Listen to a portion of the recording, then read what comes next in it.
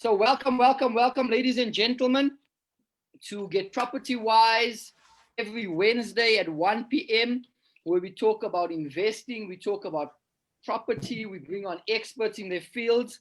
So welcome. Apologies for last week. We had challenges with Zoom.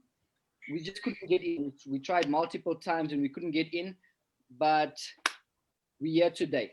And we've got a special guest who's an expert in sheriff's auctions.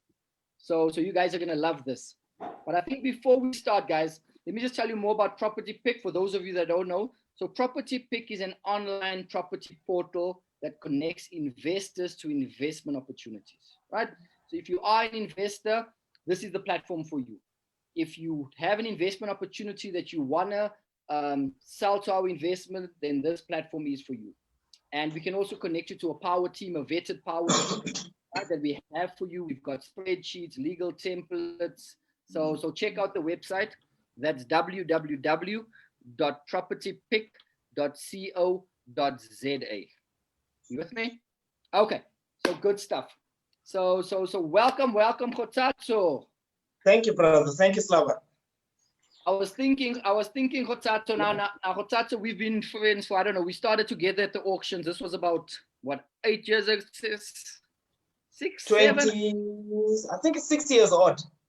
6-7 years ago. Yeah. And I actually found Kgothatso at the auction. So he started before me and I came in there and we were the two young guys. Okay? And they were bullying us. They were bullying us with a whole lot of old angry men. But with the, you know what? We broke that chain because now I see there's a few young guys coming in, which is good because you're starting property at a young age. You understand? Yeah, no, I was there on Friday and I saw there's a whole new, because I haven't been to the auction for about a year and a half. And that's why I thought I can't do this because things have changed. It's different. So I thought let's bring Kgothatso on, who's still active and buying at the sheriff's auction. So today we're going to talk about the do's and the don'ts, and he's going to give us advice on what's happening at sheriff's auctions and what to look out for, right? So as I said, guys, give us a hi, like, share this to your page, right? Okay, so awesome. So KJ, I think let's get straight into it, my brother. So tell us, so you the founder of Anyapoint and SK Realtors, right? So maybe you just want to tell us maybe about your two companies, what they do, and where they are. Okay, so Anyapoint was established in 2013, right? Because what happened was, actually, you're right, we started 2013. What happened was I was buying these houses under my own personal capacity. And then in terms of tax and so forth, it was really killing me. Then we changed over, then I registered the company Anyapoint. So from Anyapoint, years later, fast forward 2018, I've been an estate agent, in fact, since the age of 19, by the way. Fast forward 2018, I established SK Realtors, of which I was now trying to, how can I put it, save on commission in terms of paying other agents to sell the houses that I actually bought at the auction. That's how SK came up. So SK is a relatively a new company, but yeah, Anyapoint is the main company. Okay, so Anyapoint is the one that you invest in, and SK Realtors is the estate agency one that you sell your own properties and other people's properties as well. And other people's properties, of course, because it's not like we buy houses every week or every month. You get what I'm saying? Okay. Yeah. So tell us, so you already said that you started in 2013. Yeah, Anyapoint was established 2013, but myself as a, I would say a buyer, auction buyer, started I think 2012. 2012. Yeah. Okay, so that's what, 8 years now.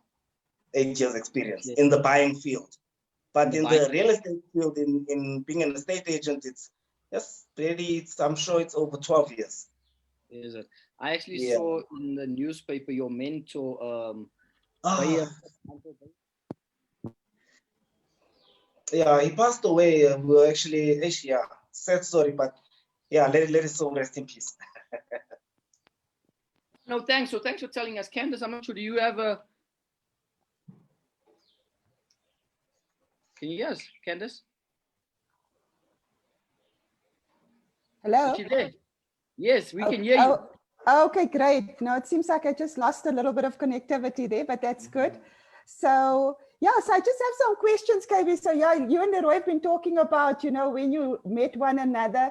And of course, it was a couple of years ago. We know things have changed a little bit at the sheriff's auction. So tell us a little bit more about what the buying process is now.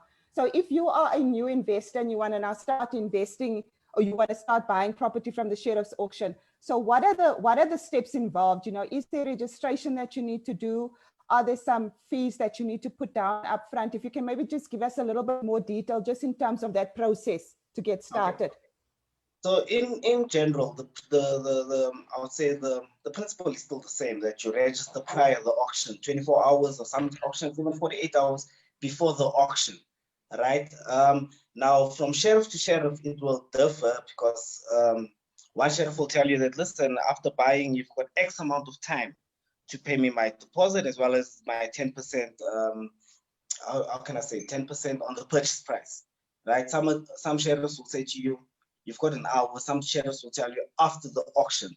It depends really from that particular sheriff. So you register 24 hours before. You view the properties. Most importantly, people make mistakes and just think that I'll go to the auction, buy the house, and then go view after. You understand? You do your research. You go to your local council where that house is based. If it's Boxburg, you go to Boxburg.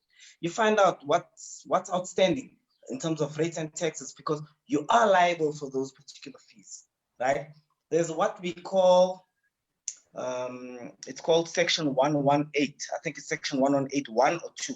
I might be mistaken over there, where as a buyer, if you buy something at the auction, the last 2 years, you are accountable for those arrear rates and taxes. Anything after that, the council will either write off or will go after the previous owner so that they can pay it. That's a good thing. That's a saving for us, because before you used to pay a ridiculous amount. People, you'd pay a house 5 years, they'll be 5 years behind on rates and taxes, then you are liable. But now they've introduced something, it's called section 1181 or 1182, I'm not too sure, right? That's where now the last 24 months, you are accountable for those fees. Then obviously your levies, if it's in a complex, you're also liable for those fees. Unfortunately, with levies, there's no discounts. You will pay the entire amount, whatever it may go. And then those are the tracks. So those are the basics of buying there. Okay, awesome, KB. That's really some good guidance that you're giving us there. So I just want to ask you a question. So you say it obviously vary from sheriff's auction to sheriff's auction, depending on what their registration fees are, and then also the type of deposit or the amount of deposit that you are able to put down or should put down on the purchase price. I know the balance, of course, needs to be settled within a period of time. So can you give us some guidance in terms of when that balance needs to be settled? Because if you are a first-time buyer and you're going to the sheriff's auction, it's great if you've got the deposit, but then of course you need to know that you've got a number of days remaining. So you need to know how you're going to be funding the rest of the deal, So how long is that period normally? So I'm just going to use a rough figure here. Let's say you bid for a house up to, you win the bid at 500,000. So immediately or an hour later or whatever the sheriff will say, you pay your 10%. So the outstanding would be 450,000, right? The sheriff, in fact, the sheriff, and it's law, they'll give you 21 days to come up with the 450,000 rand difference. Now, here's the trick, Candace, that people don't know. You can actually finance that 450,000. So within that 21 days, you apply for a bond like you're buying a normal house, and they call it guarantees, but you can actually finance the balance of the 400 within 21 days. After that, the sale can either be cancelled, interest is applicable. You understand? You're now starting to lose money. In fact, your fees are going high. So it's always advisable within that 21 days to secure your sorry about that. I think it's your Slava. Yeah, it's mine. Can you see me? Yeah, we can still see you. Yeah, so practically, yeah, within that 21 days, you can actually finance the difference, the 450,000, or pay it up front. You understand? Okay. Take it out in cash, yeah. That's great. So, But the time frame is 21 days. is it calendar days or is it working Calendar days? days. Calendar days. Okay. So obviously it's advisable for investors to know. So we should basically, I mean, the guidance should also be that if they're planning to finance it via a home loan, then they need to know what the affordability is so that There they you know go. they'll be able Prior to the plan. auction. Prior the auction. So do a sort of, I wouldn't say pre-qualification. You know that you will secure the funds. Yes. So the sheriff's auction doesn't want to see the proof of funding in terms of the balance that is required. They're just interested in that first amount that you need to put down. There you go. Yeah. Okay. Yeah. So if you're holding deposit, that's what they're interested in. Should you not get the funding within 21 days, interest is applicable, cancellation fees are applicable. It's just cost on cost, cost on cost. So you do your research prior to the auction. Awesome. That's some good guidance there. Great stuff. Leroy, do you have some more questions? KG, now at the auctions, most of the time you buy the property with the previous owner or the tenant in the property. It's not very often that you buy a vacant property, right? Yeah, it's the rate. So once in a million deal. You're happy when that happens. It's like you won the lottery. Yeah. So look, when it comes to buying a house with tenants, look, the law still says that you cannot just throw the person out. But if there's a lease in place, and then the deputy sheriff is aware when he served documents at that particular house, is aware that there's a tenant in place. If you can get hold of the lease, it will be included in the condition of saying that this house is sold with a lease or without a lease. You understand? But once again, Leroy, you should do your own homework. Don't just rely, because it's not guaranteed information. You understand? Do your own research. Knock, go find out what's happening. Who lives in the house? Okay. Leroy, tell us about that situation. You bought the wrong property at the sheriff's auction. What happened there? You know about that one, KG? Which one is it, Slava? I bought one in River Park once, and I thought I was buying the house on the other side of the road. When I got there on the Friday after the auction, it was the wrong house. Yeah. So once again, it boils down to do your own homework. Don't just go and buy blindly. Sometimes when I Leroy, you do that and you get a fantastic deal. You understand? Yeah. But that's a rare, that hardly happens. 90% of the time you find that, oh no, you did a big mistake. Yeah, understood. So I can't remember how it worked out for you, but yeah. I made almost 200,000 on that house. It's the face brick house, right? Yeah, the face brick house. I think I remember that one. Yeah. See, it worked out good for you. And then I went and I bought the wrong one again. I bought a PG Park. I think I bought 2 or 3 PGs, but then the one was the wrong one. I thought I bought the ground one, and I bought the top one. But that one too, we made almost close to 200 on that one as well. So, but guys, this is not, now remember, you might not be this lucky. Yeah, you might be fired and you might lose a lot of money. Yeah. So and this was before you got educated, so everyone just knows. So this was before you got educated in property. This was about 6-7 years ago, guys. Yeah. So tell me, KG, you buy mostly, and tell them how the auction works. Certain guys buy in certain areas. Yeah, look, it's what we call know your area, farm your area. I buy a lot in your Dawn Parks. I buy a lot in your Fosterers, because I know the value of that particular area. I know which communities. If I say communities, I mean extensions. Fosterers got a few extensions. I know which are the good extensions where I can make a decent profit. I know where I know that, listen, here it's not even worth buying, because you'd buy and then you'd have a problem not just with the owner of the house or the previous owner. You'd have a problem with the community. So I know, don't buy there. You understand? It boils down to, once again, research. Know your area. No, I'm going to make you an example. There's a few extensions in Fosterers. There's an extension where I know I won't even if they give me the house, Lava, I won't take it. I wouldn't want to increase my portfolio on a house that I know will cost me. Is that extension 16? Come again? Is that extension 16? Yeah, you know it very well. You've seen when it comes to the auction and the sheriff begs us to give him a bid, and we all walk away because we know that area, it's not good. You're wasting money. You're giving away money. I think before that, so just one more thing before Candace comes in. I know that at the auction, people are always nervous for, what do you call these guys? What do they call them?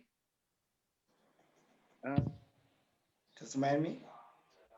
Which guys? The syndicates. The syndicates. People are nervous. Beginners. They say they get to the auction, and there's a syndicate. And another thing is if you go to the auction and you don't, and you see that the guys that are there every week are not bidding on a property, and the sheriff wants 1,000 rand, 2,000 rand, and no one's buying it, you need to know that something is up. Something is not right. Don't spend that 1,000 rand. It might cost you 300,000 getting it for 1,000 rand. So tell us about. Cost you more? Look, I wouldn't say it's a syndicate. It's just that people that's got experience, people that farm the area, people that have worked the area. They know that this and this, even if it's 100 rand, it's not worth it. You'll be paying rates and taxes and your whole life, and will not occupy that particular house. So it boils down to, before you go to an auction, get the list, do your due diligence, go door knocking, find out what's happening. Why was the house repossessed? You might find it was repossessed because the mother died and couldn't pay the bond. Find out what's happening with the community. Talk to them prior to the auction. Yeah, you understand. Don't just buy blindly. You'll be wasting money. You understand? That's good advice, guys. So, guys, if you do have a question for KG, put the question in at the end. We've got about 10 or 15 minutes. It's actually quite interesting. So, if you do have a question about sheriff's auctions that we haven't covered here, if you do have a comment, put it in, and we'll ask KG. Okay, Candice, do you have any more? Yes. So KG, just on your strategy. So when you're buying from the sheriff's auction, do you buy to sell, or do you buy to rent out and make some profit income? What is normally your strategy when you're buying from the sheriff's auction, and how do you determine what your strategy is going to be prior to you even buying from the auction? So it boils down to budget. If I get a house at the affordable price, if I get it, let's say 50% below market value, that house I keep and I rent it out. But if I get it at a high price, I'd rather make a small profit on it than rather just keeping it. Yeah, you understand? It boils down to what you got it for. It boils down to the area as well. Is this area feasible for to rent out? When I say area, I'm gonna go back to, again, bad areas. Extension, like Leroy said earlier on, extension 16, it's a bad area. Won't buy there to rent out, won't buy there to sell. But if you come to Foster's Marimba is a good area. The houses here go for 800. If I get something for 300,000, I'll definitely keep and rent out. So it's your budget that controls you. You understand? Yeah, so you've shared some good tips. So my last question would have been, what are some of the guidance that you can give, beginner investors who are wanting to buy from the sheriff's auction? But I think just before I ask you just to expand on that, some of what I've noticed so far is that it's important to become the area expert. So you need to know your area very well. So you've emphasized that a few times as well. You've also shared with us that it's so important to basically run your numbers so that you can see what strategy is going to work for you from that perspective. So that's some good tips that you've shared with us there. Also, we've learned now, based also on Leroy's experiences, that it's important to go and view the property first so that you know when you get to the auction, which property you will be buying. So that's some good guidance that the both of you have shared there as well. And then you've also spoken to us about the rates and taxes. So that's good. You've even given us timelines. So we need to know that we will be responsible for the last 2 years. Last 2 years, yeah. Rates and taxes. Anything prior that it falls under section 118 or section 112. I'm just not too sure. The municipality will scrap off. But there are as well, Kenneth, good companies. I know I've used a company called New Ventures. They're out in Campton Park, where they'll actually go to the local council. I think they work all the auction. It's called New Ventures, Lobano's group of companies, yeah. And then they'll fight the council for you. They'll fight the council for you to reduce those whatever rates that you need to pay. So if you can't do it yourself, go consult the New Ventures. I recommend them. They're a good company. Okay, great. So what you're saying is that even for the 2 years outstanding, they can still go and try and negotiate a better price for you there. On your behalf, yes. Okay, that's great. So I think those are the tips that I've picked up so far from you, KG. Are there any other tips or guidance that you can share with our investors out there who are wanting to buy properties from the Sheriff's Auction, bearing in mind that these are still beginners? Yeah, look, let me share a story for you. Before I started buying at the auction, I actually attended the auction for like 6 months just to get the feel, be comfortable before raising your hand and start bidding. Be comfortable, know the area, as Leroy said, the syndicates, know the guys there, who buys here, who buys there. Learn. Don't just go to the auction the first day and think that you're going to buy. No, you'll be actually wasting money. Go there, give yourself time. Go every week, every month. Learn. Learn the area, know your area. This is the area that I feel comfortable in buying. Just learn before lifting up your hand. Yes, yeah. Because when that hammer hits, you take the responsibility. There you go. Yeah.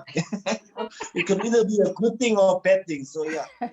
So you mustn't be eager just to raise your hand the whole time. No. Yeah. It's very tempting because the money is sitting in the account and you don't understand it. Yeah, don't go with emotions. Now leave the emotions at home. Yeah. Yes, no, that's great stuff. But those butterflies never go away, KG. I don't know. Yeah, you till today, Slava. Till today, I still have butterflies. Huh? That's awesome. Good. And so, ladies and gentlemen, guys, comment. As I said, if you have a question, we've got KG here for a few more minutes. Ask him a question, something that we might not have covered. We've got Hi, Given, Lana, Vanessa. Welcome, Vincent, Richard. So guys, ask questions. And KG, I remember you bought a block of flats and you bought the house that you live in as well now at the auction, if I remember. Beautiful house though, eh? Thank you, brother. Thank you. So that's another thing, guys. If you might want to go to the auction and let's say you want to buy your family house, maybe you don't want to flip it, but you want to say, maybe I want to get 100, 200,000 off, whatever it is. So I might want to say, listen, let me go and see. Maybe I can get the family house at a discount. Obviously, with the auction, there's always a little bit of a fight with it. People are in the house, as you said, do your research. Slava, just sorry to interrupt you there. I think I need to touch on something that maybe some people would want to know. There's what we call evictions. Now, this comes in, it walks hand in hand with auction houses. You might get a bargain, but there's what we call evictions. Now, there's methods of doing this. You obviously have to appoint an attorney that will serve and apply for a judgment, a court order to evict the person that's living in the house. Either that attorney will go to your local magistrate court or appoint an advocate to represent you at high court. Now, this is quite costly. I just want to give rough estimates to say, what are you looking at? I don't know if I can do that, but on your local magistrate courts, you're looking at something like 15,000. But it will drag for quite some time. And then if you go through the high court route where your attorney will have to appoint an advocate, you're looking from anything from 25 up to 35,000 Rand just to get that court order. But the time frame at the high court is a bit shorter than your magistrate court, right? After getting that court order, Wenaslava, you need to now take that court order and go to the local sheriff where you bought the house and submit that court order, and he has a fee then to go evict the people in the house. Now, those are the, how can I say, the fine print, yeah, the fine print of buying houses at auction. You understand? Those are now the things that you need to look out for, the things that you have to consider when buying as well, that in case these people don't vacate, am I financially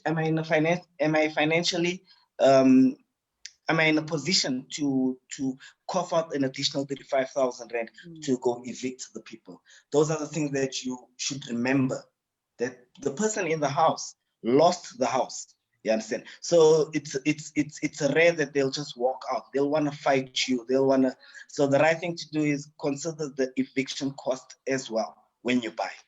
That's good stuff. So, KJ, I just have a question on that. So, you mentioned that the High Court is the best route to go. And then you mentioned there's some timelines involved. What type of timelines are we looking at if we need to do I'm just going to talk from personal experience. Yes. High Court, I've actually wrapped up a matter in less than 3 months. Where actually, when I say wrapped up, I mean I got a court order in less than 3 months. Magistrate Court, the longest that it has dragged was like 11 months. Okay, so that's very important information there. So first-time investors need to know that this could be a possible situation that they could deal with if they don't know what the tenant situation is at the property that they're buying. And then remember also, you as the investor, you're responsible for the holding costs for that period. So you still need to cover the rates and the taxes and the levies. So as KJ said, if you've got a bond, the bond is debiting every month. So yes. Those are consider those.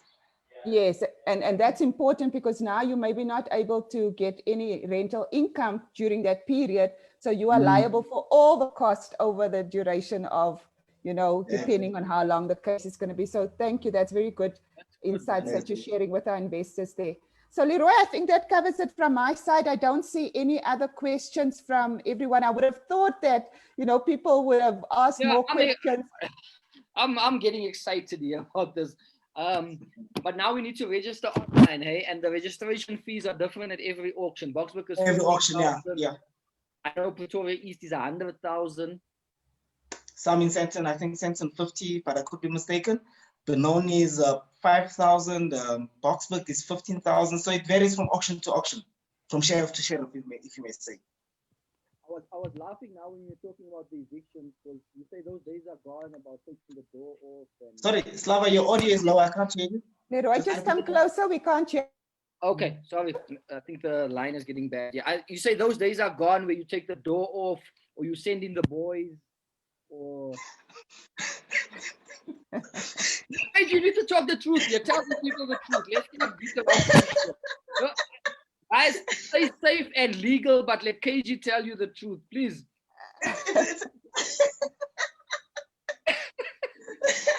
You guys don't do that anymore. Look, there is you've got your own strategy. If you once again, Slava, it boils down to do I know what's happening in the house? It's not legal, it's not illegal, it's just bothering there. You get what I'm saying? Because you've now, the hammers fell on you. It's your house.